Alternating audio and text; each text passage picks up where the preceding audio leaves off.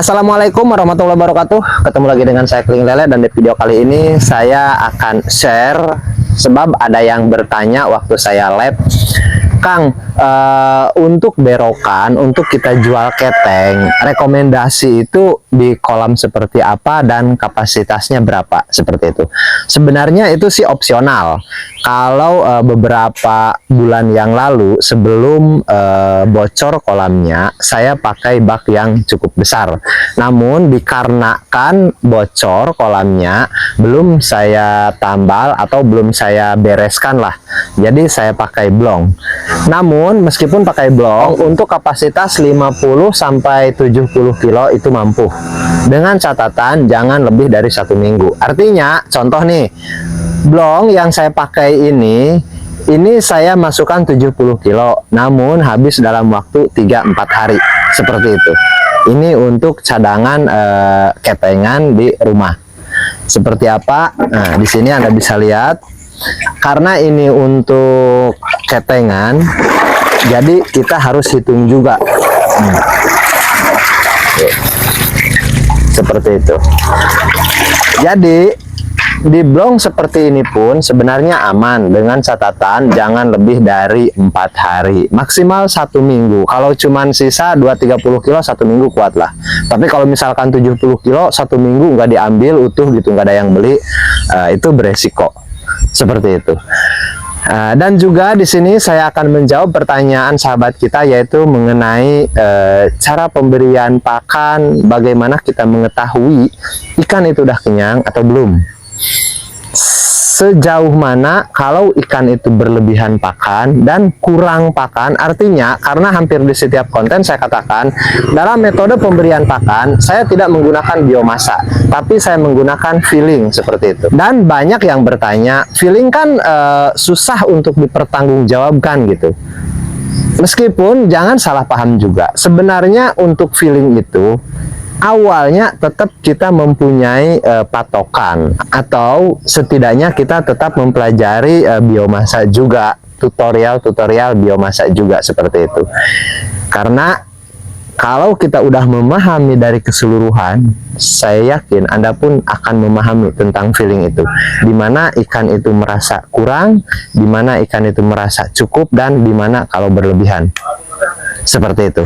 Oke, kita lanjut yaitu ke belakang, metode pemberian pakan. Karena yang ini, yang untuk cengceman bahasa saya atau berokan, ini selintas menjawab sahabat kita yang bertanya, Kang, untuk simpan di blong apakah aman dan berapa kapasitasnya, seperti itu. Jadi untuk 50-70 kilo aman dalam waktu 3-4 hari. Kurang lebih seperti itu. Oke, mudah-mudahan bisa dipahami. Oke, kita lanjut yaitu metode pemberian pakan.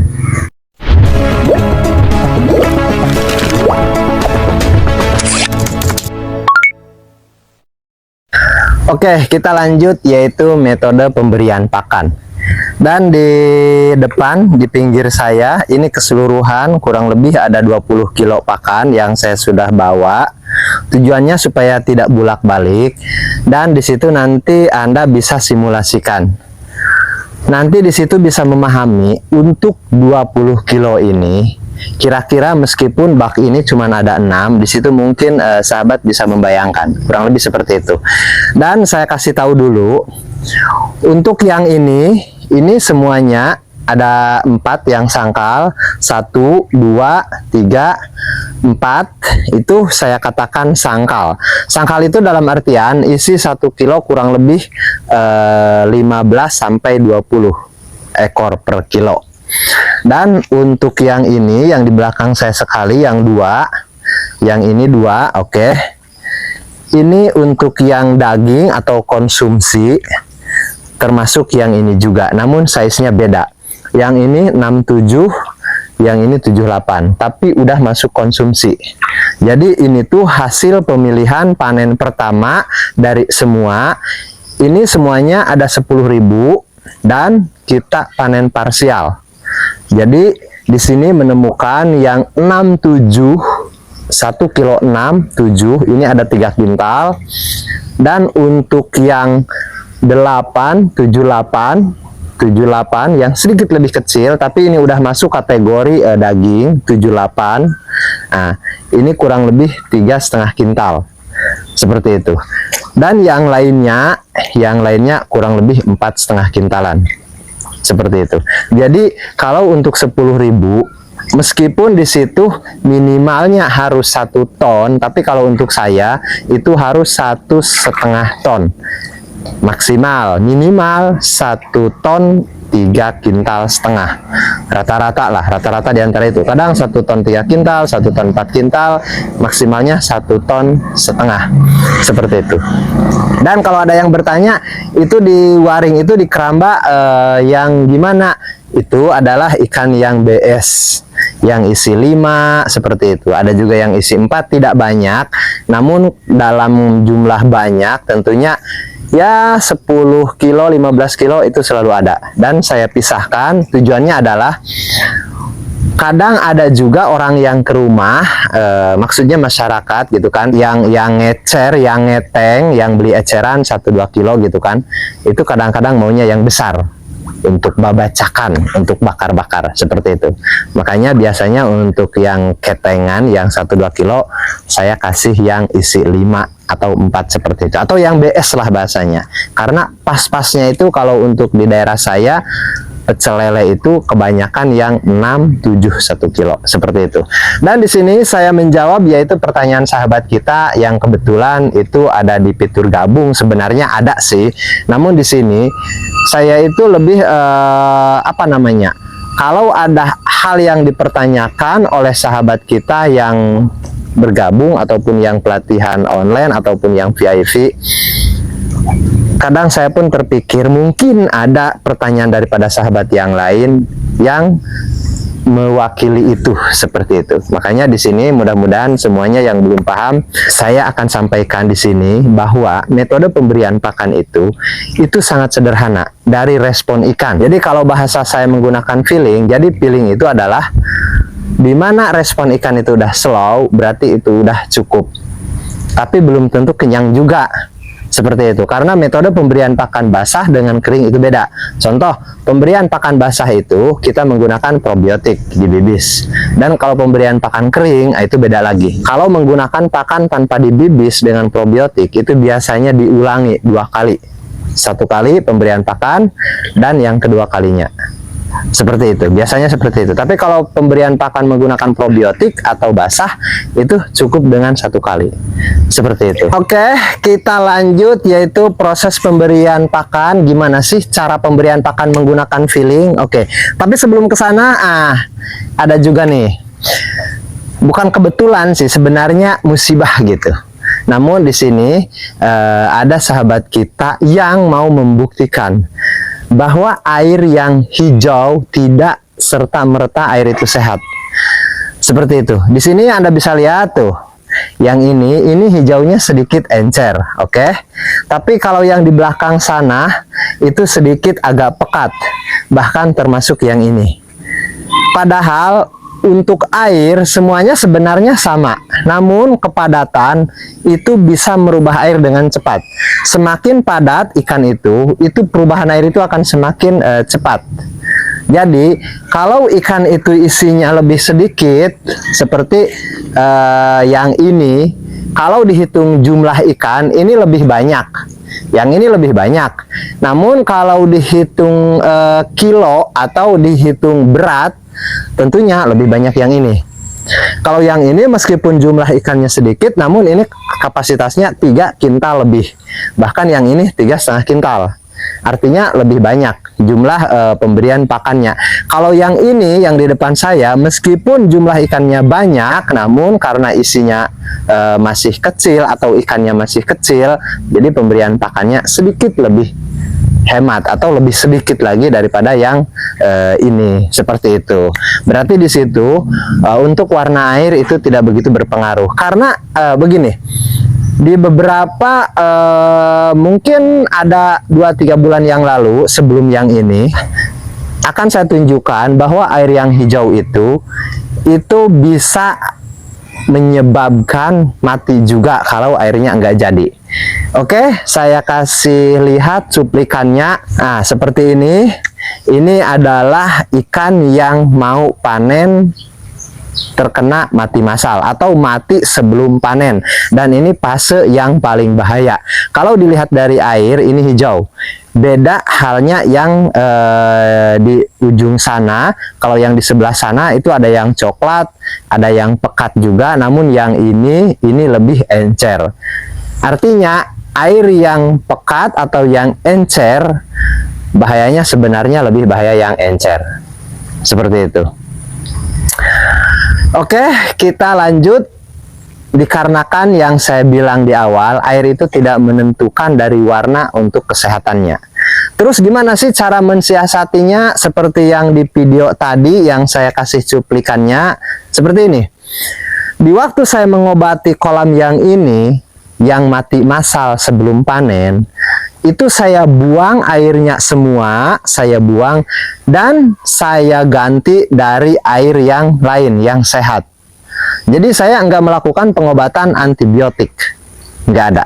Saya nggak pernah melakukan pengobatan dengan antibiotik, karena hasilnya sama seperti itu, dan Anda pun bisa buktikan juga. Jadi prosesnya itu step by stepnya, airnya saya buang dan diganti dengan air yang ada. Tapi enggak satu kolam dipindahin plak begitu saja, enggak. Jadi maksudnya gini, dari yang 5 ini kita ambil ke sini, dibagi rata. Dengan cara apa pembagiannya? Kebetulan saya menggunakan DAP seperti ini. Saya rasa untuk para petani lele ya harus punya inilah. Saya pakai DAP seperti ini. Oke, jadi kita bagi, kita pindahkan, kita bagi rata seperti itu. Oke, karena ini waktunya udah cukup sore juga, jadi saya mau memulai yaitu proses pemberian pakan. Seperti apa? Jadi kita yang dekat dulu, yang di depan dulu. Ini keseluruhannya kurang lebih hampir 20 kilo. Habis atau enggak ini untuk kolam 6 ini? Seharusnya habis, bahkan kalau malam ini nggak cukup. Kalau malam ini hampir satu karung, 26 sampai 30 kiloan. Bahkan sewaktu-waktu satu karung lah kalau malam. Tapi karena ini siang, kita lihat cukup atau enggak habis, seperti itu. Dan kalau saya cara pemberian pakan itu enggak misalkan cepat-cepat ayo semua gitu kan, enggak. Kita santai saja sampai ikan itu responnya slow, seperti itu. Kita santai saja, nggak usah buru-buru cepat supaya kebagian semua, nggak juga. Karena pada dasarnya ikan itu kalau udah kenyang, dia akan slow respon, seperti itu. Dia akan slow respon. Oke, kita santai saja.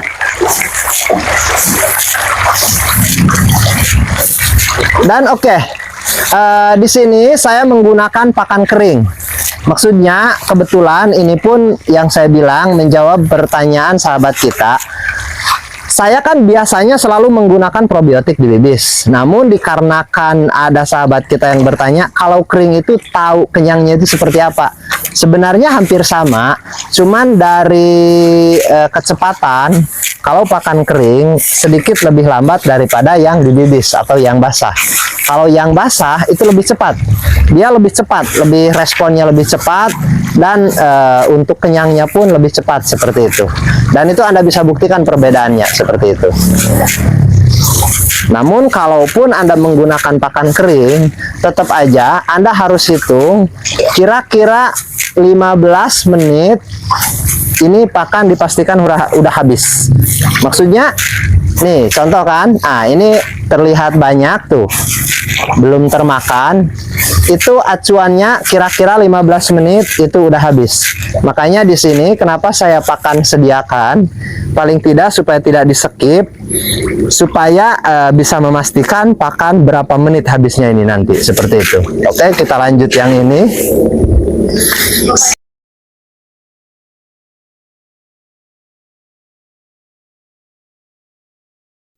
Kita lanjut yang ini. Nah,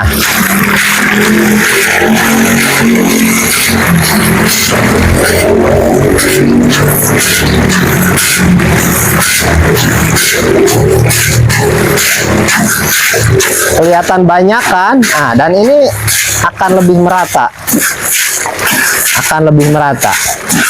Kalau pemberian pakan basah atau kita bibis dengan probiotik, sebenarnya satu kali seperti ini udah cukup, nggak usah diulang lagi. Tapi kalau kering itu kadang-kadang bisa diulang lagi, contoh yang pertama tadi Anda bisa lihat tuh, yang pertama kita kasih baru berapa menit gitu, belum ada 5 menit ini udah habis.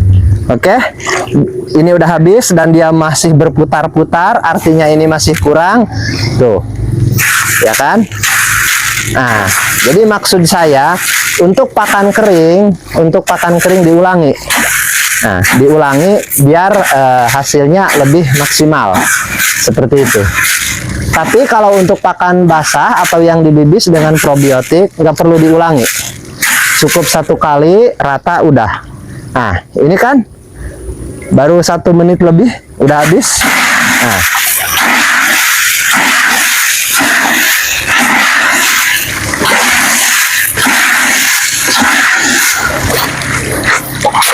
Nah, 1 ember udah habis. Kita lanjutkan kolam yang lain.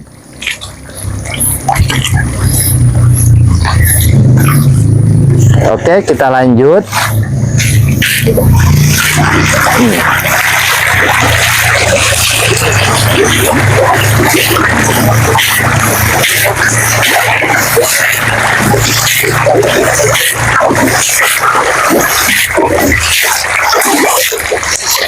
Jadi kalau dengan cara ini setelah itu tinggalkan, nggak dikasih lagi. Kalau untuk pakan kering itu kurang. Tapi kalau pakannya dibibis dengan probiotik itu cukup, seperti itu. Ah, yang ini pun udah habis lagi. Tapi saya mau bagi dulu semua karena takut nggak kebagian. Karena saya anggarkan cuma 20 kilo saja, kecuali nanti malam. Seperti itu. Karena ini tujuannya kan hanya tutorial lah bahasanya. Yang sesungguhnya pemberian pakan itu nanti malam, dan saya nggak pernah memberikan pakan kering. Saya selalu bibis dengan probiotik, seperti itu. Jadi saya tidak mau terlalu banyak. Saya cadangkan cuma 20 kilo, saya rasa ini cukup. Oke, kita lanjut.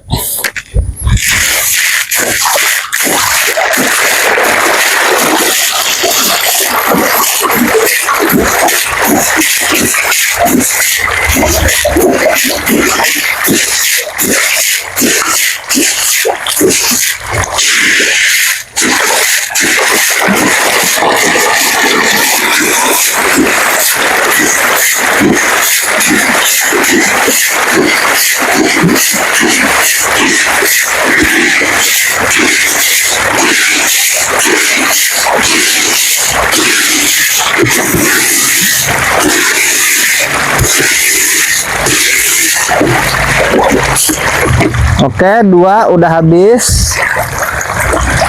Kita lanjut lagi yang ini, yang ketiga ember, tapi ini agak sedikit kecil embernya.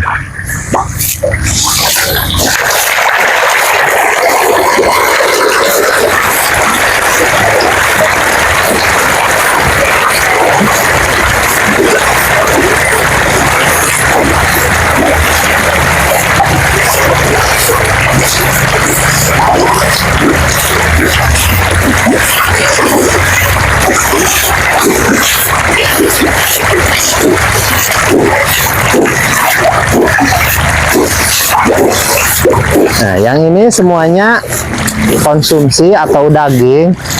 Terus kalau ada pertanyaan, kenapa sih yang konsumsi, yang siap jual isi 67 masih dikasih makan? Begini, kan saya menggunakan blong yang tadi tuh di depan, yang blong yang hijau itu, dan diisinya kisaran 50 sampai 70 kilo gitu. Jadi kita ambil dari sini antara 70 1 kintal paling banyak kita masukkan ke blong tadi. Itu pun kalaupun misalkan masukkan 1 kintal, yang 30-nya langsung dikirim ke pecel lele. Jadi nanti ada sisa 70 tuh. 2-3 hari itu habis, ambil lagi dari sini. Seperti itu. Jadi jangan sampai ikan yang diambil tiap hari Anda kasih makan. Itu rugi. Kenapa? Karena muntah. Bahkan metodenya saya seperti ini. Misalkan kalau besok saya mau ambil, hari ini nggak dikasih makan. Kalau hari ini saya kasih makan, bukan besok diambilnya, nanti lusa. Jadi kita harus perhitungkan juga, dikala besok kita mau ambil dari berokan ini, jangan kasih makan 1 hari minimal, seperti itu. Jadi besok ambil, hari ini jangan kasih makan, seperti itu, kurang lebih seperti itu. Mudah-mudahan bisa dipahami. Jadi jangan sekali-kali di berokan kita kasih makan, karena itu akan merugikan juga. Pakan yang kita kasih akan hilang sia-sia lah, seperti itu. Oke, kita lanjut. Yang ini isinya 3 kintal. Ini kita tujuannya kasih makan untuk ya setidaknya sedikit naik lah, untuk bobot tetap nanti akan naik. Dan kalau saya itu nggak dibikin ribet, karena apa? Di hasil akhir nanti semuanya ada catatannya. Karena saya itu biasanya dihitungnya itu kalau ikan itu semuanya udah habis baru kita hitung. Kita penebaran misalkan 10.000 dapatnya berapa, seperti itu. Oke, ini udah habis, tinggal satu lagi. Cukup, tidak cukup, saya akan cukupkan. Oke, 20 kilo ini cukup, tidak cukup, saya cukupkan. Nanti malam baru saya kasih makan yang cukup, maksimal lah istilahnya. Bahkan kadang-kadang tiap harinya itu naik dari 26, 28, 30, seterusnya, seperti itu. Kita lanjut.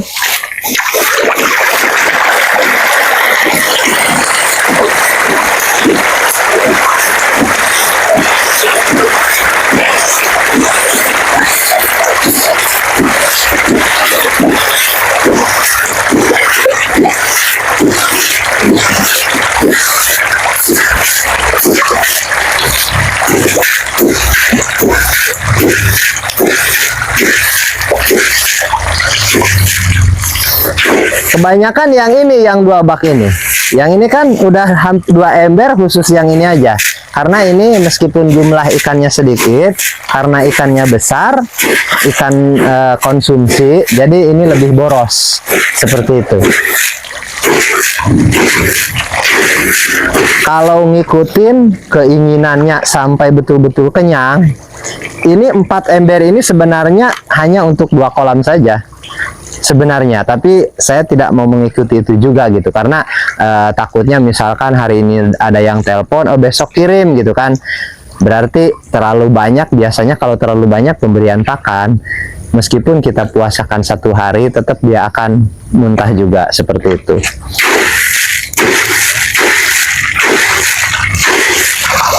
Masih terus kurang, masih terus kurang.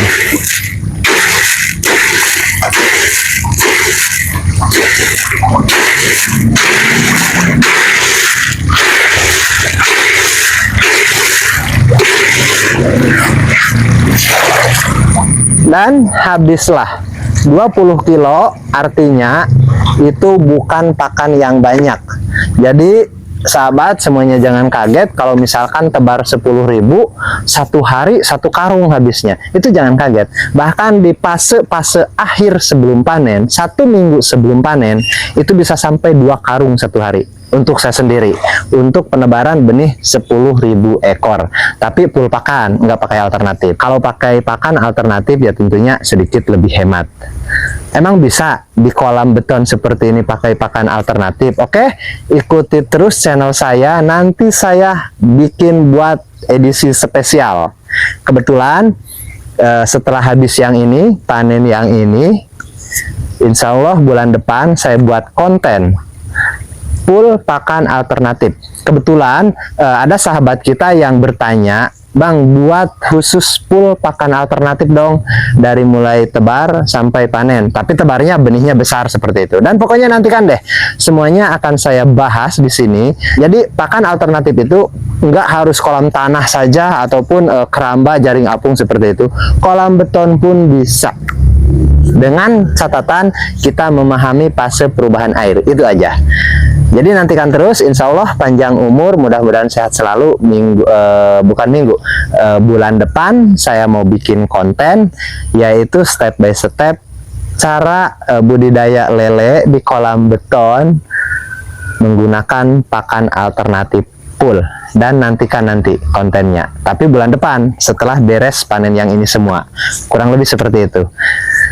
Jadi Saya rasa untuk video kali ini mudah-mudahan bisa dipahami, bisa mewakili pertanyaan sahabat kita yang lain. Untuk pemberian pakan, bahasa feeling itu sederhana. Yang penting kalau pakan itu habis dalam waktu paling cepat 5 menit, paling lambat 15 menit itu cukup.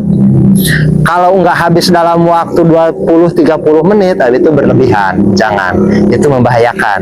Karena bahayanya pemberian pakan berlebih itu bisa mengakibatkan kematian sebelum panen, seperti di cuplikan yang di tengah-tengah tadi. Oke, mudah-mudahan bisa dipahami dan kita bisa ketemu lagi di video berikutnya. Dan assalamualaikum warahmatullahi wabarakatuh.